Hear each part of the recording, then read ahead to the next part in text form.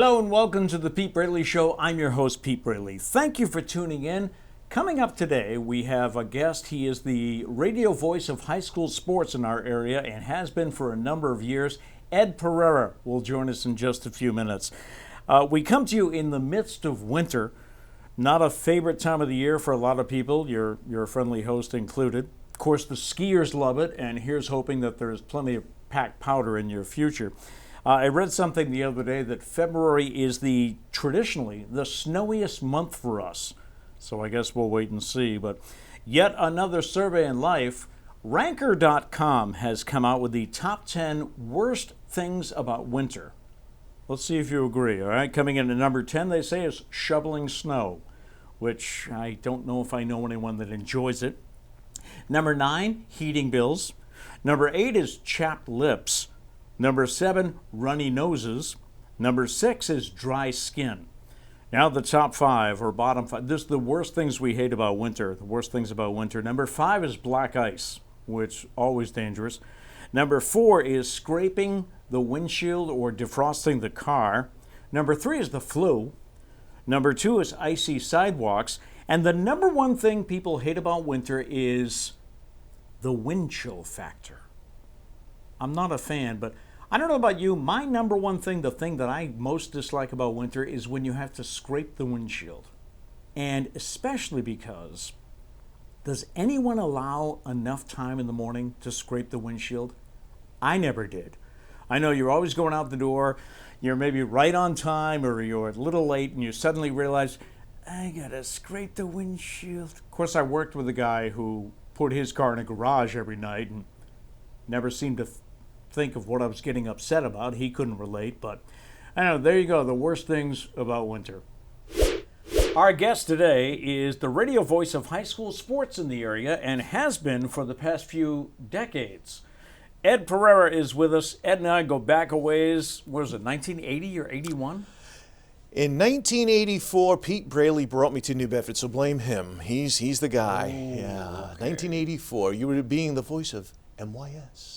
That's right. Yes, soft rock everywhere, for everyone. That's it, yeah. Joni Pfeiffer. You and Joni Pfeiffer, Joni who's now a Pete. Rhode Island Broadcast Hall of Famer. She is, that's Imagine right. that. That's when right. we got to get you in next, I I'd think. like that. I think that'd be a good idea, just saying. So you came on board as a DJ? Yeah, that's right. Yeah. I was doing weekends. I did noon to 6 on Sundays. That was my claim to fame. There you go. Yeah, and then after that, Back it was when like, there were people there, noon to 6 on Sundays. you had to be there 24/7. Remember that? I remember you have to work Christmas morning sometimes. That's right. That's Yes, right. yeah. Pete never had to because he was a big star. I had to, but he did. No, I did a few Christmases back in the day. Okay, just checking. Yeah. Okay, Actually, good. I think I volunteered to work New Year's Eve or New Year's Day because that was never a big holiday for me. Yeah. I was never a big partier. So Yeah. I used to do that in exchange for Christmas. So let's go back.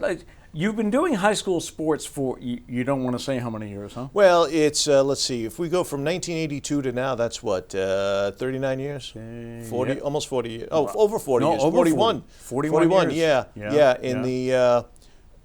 In the fall or winter, actually, of 1982, I started doing Durfee High School basketball with Tony Davis. Okay. And I was fortunate enough to get a state championship in there while I was there for 2 years. In the first year? Not the first year, the second year. Yeah. So Durfee basketball was a great basketball program at the time with Skippy Karam as the head coach, and this was before the Herons ever arrived and all of that. But it was good stuff. And then when I got here, of course, there was Jack and Russ and Pete. Russ Baldwin, Jack Peterson. And Bernie Picanesco. Bernie Picanesco, yes. So when one of them could not do a game, oh, Ed, this is where you come in. Okay, and so I would fill in on that, and then the next thing you know, Russ moved on, and then it was going to be just Jack, Bernie, and myself, and we did that for a little while, Right. and then Bernie had to move on due to his schedule, then it was just Jack and myself, and then by about 1992, 93, it was me. Jack moved over to Jack, BSM. and then it was just right. me, and then I Right. brought in Mark Enright until this year, 28 years. He was the colorman for me for both football and basketball. I ended up doing a football game, well, a couple of games actually with Ed this yes. year, and I remember that first game we did at New Bedford High School, and it was the first time I had been on WNBH since maybe 1980. I think I left in '89, so somewhere in the mid '80s. Wow. So Yeah, that seemed strange, didn't it? things go around. Things come around. Yeah. Does this mean I have to do a game in Fall River soon? Well, actually, Sure. the last time I ever did a game in Fall River was at WSAR, and it was when the Durfee Hilltoppers went to the Super Bowl, their only football Super Bowl appearance. It was at Boston University, and I did the game with Michael Herron, as a matter of fact, of all people. Yeah, we did that, and don't ask me the year, I can't recall. So late 80s, early 90s. I hired you as a disc jockey back in the '80s. Yes, sir. And then you went into radio sales. What is your title now? Marketing? I do it all. We're what do we call ourselves? Radio marketing consultants. There you go. Because we also consult on digital too. Give me a call. Make money. Yeah. So that's with WNBH, Right. Big 101.3, and WCTK, right? Cat Which Country are all 98.1. owned by the same company. Right. Still Hall Communications to this Still, day. that is amazing too in this business. Well, Hall Communications started out, as you know, Pete, in the 1960s. And Mr. Hall, actually, Hall Syndicate used to actually have a newspaper.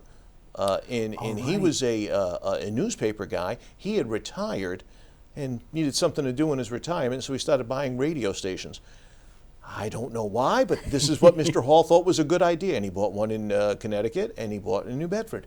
And then he just built from there. And I think what's amazing is I can't tell you the number of owners I've worked for in my life. You've worked for one. I have only, actually, yeah, that's right. When things happened at Hall Communications, it was Mr. Hall, and then his daughter and son-in-law were the folks that have taken it. Now I'm working on Mr. Hall's grandson is now getting ready to move in. So I think when Mr. Hall's grandson moves in, they might be saying, Ed, it's time for you to move on. No, that's not true. Now, one of the focuses I want to get to today, of course, is the high school sports. Is that something you always wanted to do, or did it just came up? They needed someone, you were there? I've been asked that question a lot of times, Pete, and you know this because you're kind of in the same age group here, a little bit younger. But one of the things that people asked, I said, you always wanted to be like the voice of New Bedford High School or something like that? I said, I always wanted to be involved in sports in some way, shape, or form. Okay. And I can honestly say, I remember probably in junior high, I would start listening to baseball games on radio because we didn't have TV for every single game. Right. I would listen to Gil Santos call the New England Patriots game. Well, yeah, they were the Patriots, the New England Patriots by then. Johnny Most called the Celtics and stuff like that. And those were the guys that I listened to, and Bob Wilson with hockey, and was it Ned Martin for baseball. Right. And so those are the people I would listen to, and listen to them all the time. I said, boy, I want to do something like that someday. And so I can honestly say I could leave God's green earth tomorrow and be a happy man, because I've set out to do what I thought I was going to do many, many years ago, and I never thought it was going to be here. I didn't know where it was going to be, but I was like, you know what, I've been pretty fortunate. I've had a lot of fun doing high school sports over the years, and hopefully we've entertained a few people along the way. Right. Yeah. Now, are you local? Are you from New Yeah, Bedford? I'm from Fall River, actually. From Fall River, okay. And then went off to Bishop Stang High School. That's how I know all the New Bedford people. And then I got here in New Bedford, as Pete mentioned, in 1984, and like a bad penny, I just stuck around, never left. Now, did you get into radio sales or marketing because there wasn't much money being a DJ?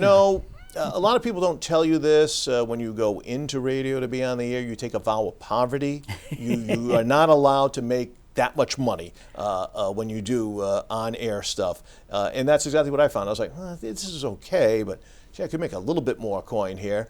And then I went to, as the people on air would say, I went to the dark side of radio, which is going into sales. Because that was like the two separate entities. You can't have that. Yeah. It's programming and sales. Right. Those days are gone now for the most part. But at that time, it was still prevalent. And then in 1990, I went into sales. And actually, it worked out better for me because I didn't have to work 7 to midnight anymore. What a concept, didn't have to work weekends. Wow, you get 2 full days off? You mean when you leave Friday, you don't have to be back till Monday morning? That was a foreign concept to me. Right. I mean, as you well know in programming, you always worked at least one weekend day. It was just the nature of the beast. That was one of the reasons that I ended up going to WBSM, was they offered me weekends off. And I had just had my first child, and I thought, well, that's cool. That'll to have work. 2 days off. Sure. So, but now you're from Fall River. You've been in the area all these years. How in the world are you a Green Bay Packer fan? Well, Of course, I'm a Dolphin fan. I have my Yeah. helmet here on the set, but I noticed that, and well, it was a good year for the Dolphins once again. Yeah. I think I know a lot of people that are Dolphin fans, and I have a theory on this too. Like, you didn't know this, but I think that when you're younger and you watch football or any of the sports for the first time, the team that seems to be the dominant team is the team that you're going to follow. Now, you probably started in the 70s. 1972. There you go. And there's Bob Greasy and the Patriots company. were. Yeah, buddy. They weren't too good. Well, again, when I was getting my fandom in about age 8 or 9, there was the Boston Patriots in the AFL, and there was the NFL. And everybody around here was Giants fans, and I didn't like the Giants. But one day I just saw this other team, and I was like, well, they have that G on their helmet. That looks pretty cool. And I was asking my dad, and he says, yeah, they're pretty good. I said, okay. And so it was like the end of the Vince Lombardi era, just as the Super Bowl era was beginning. And so I just said, okay, I'm going to root for them. And I always have a soft spot for the Patriots, too. Don't get me wrong. I always follow the Patriots. Season tickets, media passes, all that stuff over the years. I've watched some very bad football in New England, watched some very good football in New England. Yep. But yeah, to be a Packers fan, from about 1968, 69, from that point on, I was hooked. And I've been to Lambeau Field, dozens of times. Really? Yeah, I've been very fortunate there. I have a family out in Wisconsin. My old college roommate. Wisconsin. Wisconsin, yeah. Wisconsin. Yeah, Wisconsin, that's true. Oh, yeah, that's what they say. Oh, yeah, yeah. And so everybody in Eagle, Wisconsin, shout out to Eagle, they know Uncle Ed is in town, all 925 people of them. All of them know that when I'm in, because I used to go and visit my niece and nephew and bring gifts at Christmas time or in December, while Dad and I were going up to Green Bay to go watch a game later on that weekend. So it evolved from there, and I've been there for playoff games. And I tell everybody this: if there's one thing you do in life, put it on your bucket list. Get to Lambeau Field at least once. You don't even have to be a Green Bay fan, but go to Lambeau Field once. It's just like going to Fenway, just like going to Wrigley. Okay. You got to go to a place like that. Pete would be at home at Lambeau Field. Don't go in December. No. Very cold. Every time I go, it was in December and January, so it was always. It just snowed. It's about to snow, or it is snowing, for any game I've gone to at Lambeau Field. So I know about cold weather stuff, from Brett Favre to Aaron Rodgers to now the Jordan Love era. Is there a picture? Maybe I should have reached out to your wife. Is there a picture of Ed with a cheese head? No, Ed doesn't do cheese heads, because But what I do have is a replica leather helmet with the big G on it that I wear every now and then when we need that. Now, if I put that on today, you would have said we have to send Ed off to get counseling. So, it wouldn't be a good idea. Ed Pereira is our guest, who does high school sports on radio here in the area and has for a number of years. You mainly do football and basketball, right? Do you have a favorite? I always like football more than basketball, but I love doing basketball too. The nice thing about basketball is I get to see the kids face to face. In football, I really don't have that opportunity. Yeah, and we're up above, and as you well know, you're up in the stands or whatever. Usually, I'm on court side for basketball, and so I see the kids. I always find it interesting that when kids play basketball, a lot of them still haven't got their facial hair. They don't have a mustache or a beard or something. And then 10 years later, hi Ed, how are you? Good. You remember me? Nope. No. And then they tell me their name, and I go, okay. One thing I've noticed about basketball is, a lot of athletes play multiple sports in high school, as they should. Right. We could get into that debate. But I love it when you go to a basketball game, like you say, you're right there on the floor with the kids, and suddenly without the helmet, it's like, oh, that's what he looks like. Yeah, right. Because you don't really get to see during the football season. Right. And it's funny when it happens. I do have to bring up one thing, because you mentioned this to me once in a broadcast we were doing. Uh-oh. No, you were talking about how, I guess, one time you filled in here at New Bedford Cable and did a baseball game, and you said you hated it. Baseball is my favorite sport to do. God bless you. Why Why is that? you do a baseball game, and television is a different beast than radio. Radio, is television without the pictures. You have to paint the picture. We have to paint the picture. Right. On television, you can see it. And so I would fill in probably for you or someone else at the time when we were doing the Bay Sox. Right. And, it's 95 degrees, which just does nothing for Ed at all. I'm, that's a little too hot for me. And I'm sitting there and I'm just like, oh, I can't wait to get this game over with. And it would take forever. The game would and it was just the pace of the game. And when you're used to doing football or basketball, we're running up and down the court. Right. Football, we've got about 20 seconds in between plays, so it gives the color person say, hey, that was a great block, blah, blah, blah. Okay, then it's back to me. Hey, it's second down and whatever. Split to your left, split to your right, boom, boom. Don't have to do that in TV, of course, but still, the game moves at a little bit quicker pace. Right. Baseball, you really have to go to like the B material. You've got to come up with a lot of filler, and I think that's the one what I like. thing. There's so many opportunities to like tell that, stories. Huh? Yeah. Oh, that's true. Absolutely. Stories. Right. Absolutely. We got to do it in 15 seconds in our sport. Yeah. But you're right. You do have to have A material, B material, and I've been known to pull out C material. Well, we actually we actually pulled out C material for one game that I filled in with, and they were for some reason we were talking about sunset. I don't ask me why this came up. And I said, well, you see, if you look over the center field fence here, I said, you see those flashing white lights? Yeah. I said, well, that's tower for Cat Country 98.1. Oh, really? I said, yep. I said, now when the sun goes down, I said, when it gets dark, those are going to turn red. No, they're not yet. I'm telling you, that's when you know it's sunset. So every half inning, we'd pan up to they were waiting patiently, and then they turned. It was like, lo and behold, I was like, Nostradamus. Look, the lights turned red. Now, getting back to the game, though, it always amazes me, and I love this, because no two games are alike. That's right. Story develops out of every game, don't you think? Oh, one player gets hot, or one player's having a bad day. Or, for whatever reason, and you don't know, you can't prepare for that most times. Right. You just watch it develop. And that's the best part of all. And what I love about high school sports, to me, when I look at college and I look at pros, the one thing that high school still brings is it's still the sport at its truest form. Because remember that they're only kids, and I know that's hard for people to believe sometimes when you're watching. I can't believe they lost by 20 points or something like that. They're still learning the game no matter what you think. They're still in that 16 to 19-year-old age bracket. They're still learning the game. They may be good at it. They may be very proficient at it, but they're not as consistent.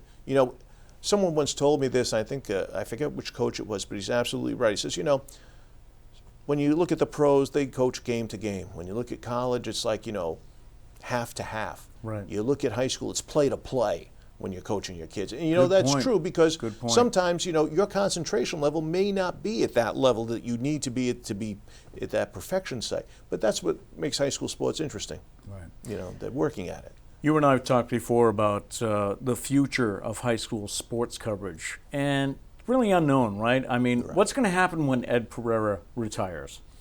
Which can happen for another 20 years? I had it written down in my contract. It says I'm not allowed to retire before 2050. And I was excited. I was like, well, that's a long time. Not that far away anymore. No. But I don't know. The business is changing. The business has changed so much. What we once did in radio has been picked up by, at one point, television. And a lot of local broadcasters were doing television throughout the Commonwealth here. And then it's kind of gone to, well, we'll just do it kind of like on the internet now, and we'll just do internet games. So I don't know where there's nothing wrong with any of those, by the way. No, but a lot of those internet broadcasts have no announcers. Right, and that's as someone who is always trying to do my homework on opposing teams, I'll search on the web to try to find someone that covers them. I'll find a video of them. And it's the game without announcers. And I know, you and I as announcers, how dare they? Yeah. But really, how can you watch a game when you don't know who just did what? Right. You remember when they did that a couple of times on television? They said, on network television, said, we're going to do a football game, just the sound. We're going to put the down and distance on and the time at the bottom of the screen. Right. most boring thing you've ever watched in your life. You'd be like, this just can't stink enough. Yeah. And there's something about it. Radio, for all its good things, in the local coverage we've had, been fortunate, it does cost money in order to do these things. And certainly that's where that comes in. It costs us part of it, certainly. And then there's only so many games you can possibly do. Right. Unfortunately, there are less and less local ownerships of radio stations throughout Massachusetts and the country, for that matter. So high school sports is not as big as perhaps it once was. Right. It still is to us. I think it's something that we look at it as it's almost like a public service, if you will. Like, hey, we're doing this. This is part of our community. We get excited about it. I mean, it was exciting to go to going over to Gillette Stadium earlier this year when the Fairhaven Blue Devils playing in the Super Bowl, and we got to do the game. Things like that. Those are the fun times when you get stuff like that. Or when the kids used to play basketball at TD Garden, and you'd be like, "This is the same floor that the Celtics played on the night before, and here you are playing as a high schooler. How good is that?" That's something they never forget. Right. Exactly. Yeah. And so those are the good times. Yeah. Those are the things you want. It's been great visiting with you. I can't believe time's flown by so much. Oh, I know. What happened? We'll come back for the second half. We'll be back for the second half. No, one thing. In 2 minutes. I thought it was time for you to give my cue. One thing I always like to do with my guests is a top 5 list. Oh, great. Okay, so Great. join me on this one if you will. All right. I noticed that February is Great American Pie Month. And I don't know about you, but I love pies. Well, as you can see, I'm body by buffet, so there you go. So let's do it. Top 5 favorite pies, okay? Okay, so we're doing this from 5 to 1? Yes, okay, 5 to 1. Good. Okay. Okay, so, all right, I'll go for my Please. number five, and I really didn't discover this till like 5 years ago. That's boy. pecan pie. That is in my top 5, but it's not at number 5. Okay, what is your number 5? My number 5, believe it or not, is going to be something that I have once in a great while. I haven't had it in quite a while. Banana cream pie. Banana cream. Ooh, delicious. Wow. My number 4 is Boston cream. Not a chocolate fan. Not a chocolate. Not a chocolate I know, it's hard to believe. Wow. I know. Now you probably think I'm a communist now or something. No, I have a daughter-in-law, same way. She does, and I'm like, really? Yeah. And I say to my son, and you married her? What? Like chocolate candy outside of maybe like a Snickers or a Reese's. After that, I'm like, So your number 4 is? My number 4 would, I have to go, number 4 would have to be the good old-fashioned apple pie. Apple pie at number 4? At number 4, yeah. Okay, yeah. now I'm curious. Yeah, I know. My number 3 is cherry pie. Cherry is good. Thank you, George Washington. Yes. Yeah. Yours? I'll number 3, I'll go with what you had. Pecan pie. I love pecan pie. My number 2 is blueberry. I know not everybody's a fan, but I love a good blueberry pie. You and I are speaking the same lingo, my friend. That's Yeah, number 2 for that's me number also. 2 for you. Yeah. My number 1 is apple, because you can't beat an apple pie. I like especially a warm apple pie, a little scoop of vanilla on it. I think you're just in heaven at that point, huh? Yeah. Yeah. Your number 1 is? My number 1, love it at the holidays. Pumpkin pie. We gotta have a little bit of a little whipped cream on top of the pumpkin pie. Oh, now you're talking, my friend. I'll eat it, but I've never been a big fan, and I don't. That's me. Pumpkin pie, all over. I could eat that year round. Doesn't bother me in the least. Do you ever have a wedge of cheese on your apple pie? I found out last year that I guess having a slice of cheddar on top of apple pie. I know it's big in Vermont. I don't know about it in Wisconsin. Well, they just eat the cheese without the pie, but it's okay. Yeah, that's true. Yeah. That maybe a cheese pie. Yeah, well, it could. Well, you haven't lived till you had cheese curds, my friend. You have cheese curds? Yes, I have. Okay, so there you go. You just pop them in your mouth and away you go. Whoopee! Yeah, cheese curds. My guest this week has been Ed Pereira. You can hear him on WNBH, Big 101.3, and what is it? WCTK HD2. His legal ID that you have to give at the top of the hour. Takes a minute and a half. Ed, thanks so much. Pete, thanks for having me. I appreciate it. We'll Always see good you to in the see press you. box. All right, look forward to it.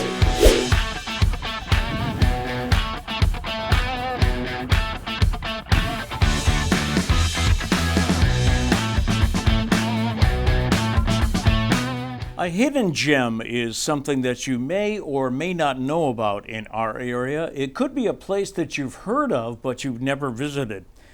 On today's show, we feature St. Anthony of Padua Church at 1350 Acushnet Avenue in New Bedford. Now, I had the pleasure this year to join the Spirit of St. Anthony Choir this past December and sing in their Christmas concert. And believe it or not, that was the first time I had ever been inside that church. And the word I can use today is breathtaking. Just amazing, the inside of that church. I did a little research here, and the cornerstone for the building was laid in June 1904. The church exterior was completed in December of 1905, and the lower church was available for masses by 1908. The period of 1909 to 1912 was largely taken up by extensive interior decoration, and that's also when they installed the large pipe organ, which is actually in the second balcony of the church. The finished church was formally dedicated on November 28, 1912. They celebrate Mass in English and Spanish several times during the week. You can get all the details at their website, which is santanthonynb.org. Time for our feel-good feature, and remember, if you have something that you want to celebrate, if you've heard of a good news story, let me know. You can email me at thepetebraley@gmail.com. We have a story left over from the holidays. A woman in New Orleans, Brittany Ricard, is a true success story. She grew up in a single-parent household in public housing, but she went on to found her own cosmetics company. It's called Coda Skincare, C-O-T-A. She started that in 2019. Her business became so successful that last year she decided to invest in a 10-unit apartment building in her hometown. Her property has 10 units, and many of her tenants are single parents. So this past December, Brittany decided to give those moms a truly magical gift. She gave them a month rent-free. They didn't have to pay any rent for December. She thought that way they could buy some gifts for their kids. Brittany says, my mom was a single mom raising 3 children alone, so she knew what it was like to face the holidays. She didn't just offer the rent-free holiday. She's also organizing a seminar to help those tenants learn how to become homeowners themselves. Remember, if you have a feel-good story, let me know. You can email me. It's thepetebraleyshow@gmail.com. That'll do it for this episode. Once again, my thanks to Ed Pereira for joining me. We could have talked for the whole half hour, but it was great to have Ed on today's show. If you have an idea of someone you'd like to see on the set with me, someone you think would be interesting to meet and to talk to, let me know. It's thepetebraleyshow@gmail.com is my email address. We end up with our thought for the day. And our thought today is, your biggest challenge is to show up when your mind is making the best excuses. Your biggest challenge is to show up when your mind is making the best excuses.